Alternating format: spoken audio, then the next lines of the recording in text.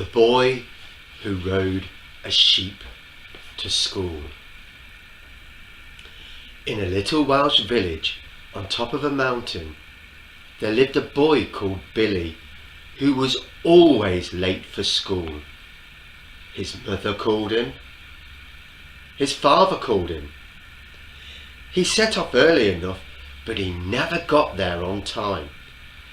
Even his head teacher called him the worst timekeeper in the history of the school.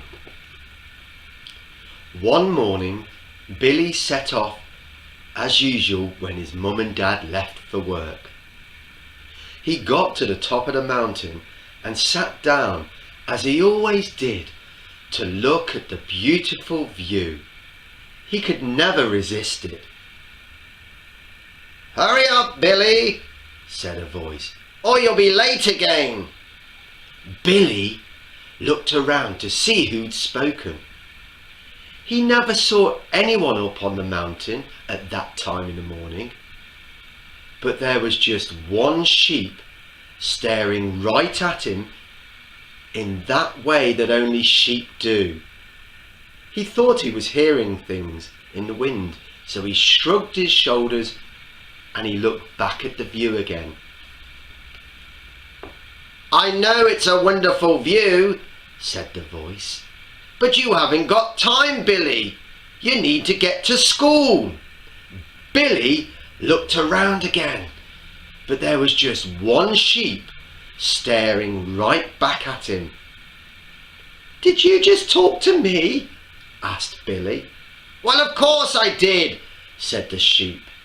"Who do you think it was? The grass? The rocks?" "Well, I..." started Billy.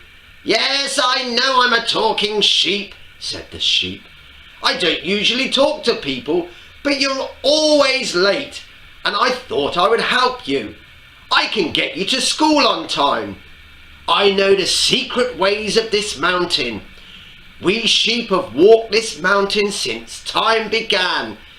It is where we belong." "Yes," said Billy. "But how would I get there?" "Look," said the sheep.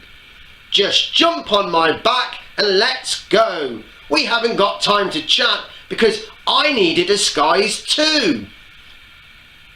Billy jumped on the sheep's back and they tore off the mountain at high speed, down tracks Billy didn't even know existed.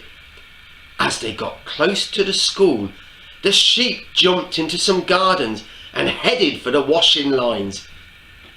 He got a large pair of granny bloomers, a knitted cardigan, a scarf and a few other bits that were lying around, and then his disguise was complete. "There," said the sheep. "Now even your own mum would think Granny was taking you to school." The sheep didn't look like someone's granny, but it made Billy smile. "Thanks," said Billy. "I really appreciate the help." "It's a pleasure," said the sheep. "I wish people would let us in the village more often, but it makes them so mad. They don't seem to realise it's just where we were brought up."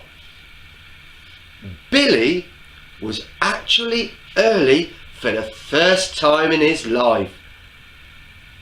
The next day, and the day after, and the day after, the sheep gave Billy a ride to school in his grandma's disguise. Billy got to school early every day. He even won a prize in school assembly for being the earliest and best attender for one whole month. His mum and dad were so relieved. But not everyone was convinced by Billy's incredible new record. The head teacher, Mrs. Grimshaw, had asked Billy how he was getting to school so quick, and he told her his grandma had helped him. Mrs. Grimshaw made a special point of coming to the playground early one morning to meet Billy's grandmother. "Ah," said the head teacher, "you must be Billy's gran. I just wanted to say thank you for getting him to school on time. I don't think we've met before." "Better be going. I've left some washing on the line. Lovely to meet you," said the sheep, and she dashed off.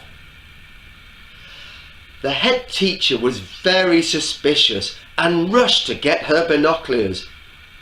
She walked into the playground, watching Billy's grandma as she walked through the village. She saw her stop to eat biscuits out of a rubbish bin. Then she watched the grandmother disappear up the mountain, where she saw her take off her clothes and become a sheep.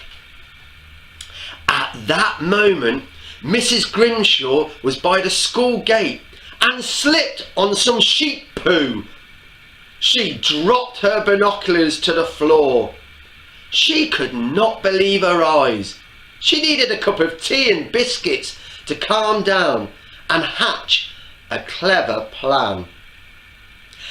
Later that day, she called Billy to come and see her. She told him she wanted to have a meeting with his grandmother in her office to say a proper thank you for her getting Billy to school on time. Billy tried to make excuses and said his grandma got dizzy in school and didn't like the smell of them. But Mrs. Grimshaw was determined, and Billy had no choice.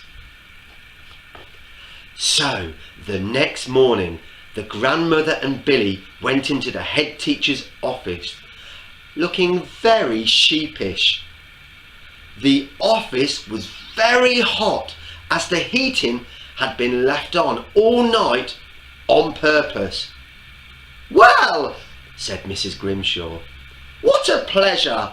I'm so grateful for you for helping Billy to get to school on time. Are you all right?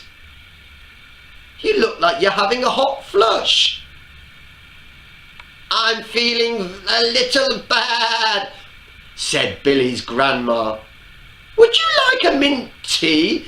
It might make you feel better," asked Mrs. Grimshaw. Billy's grandma was struggling. She was itching and scratching and sweating and squirming until at last her disguise had been knocked and pulled and worked its way right off, and Billy's grandma had become a sheep. "Well," said Mrs. Grimshaw, "I thought something was strange was happening. Now we really need to sort this out. I'm so grateful to you for getting Billy to school on time, but I really think it's time Billy got here himself, don't you? We simply can't have sheep in the village because of the hygiene issue for the children." Billy and the sheep looked very sad that their fun had come to an end. "But," said Mrs. Grimshaw, who wasn't quite finished, "I've decided that the children at the school will make a dressing up box to go up on the mountain. It means you sheep can have some fun, and the children will also do their mile walk up there each day too, so you can play together. What do you say?" "Thank you, miss," said Billy with a big smile on his face. "Marvellous," said Grandma. From that moment on, Billy was never late for school. And as for the sheep, they were never seen in the village again. Or were they?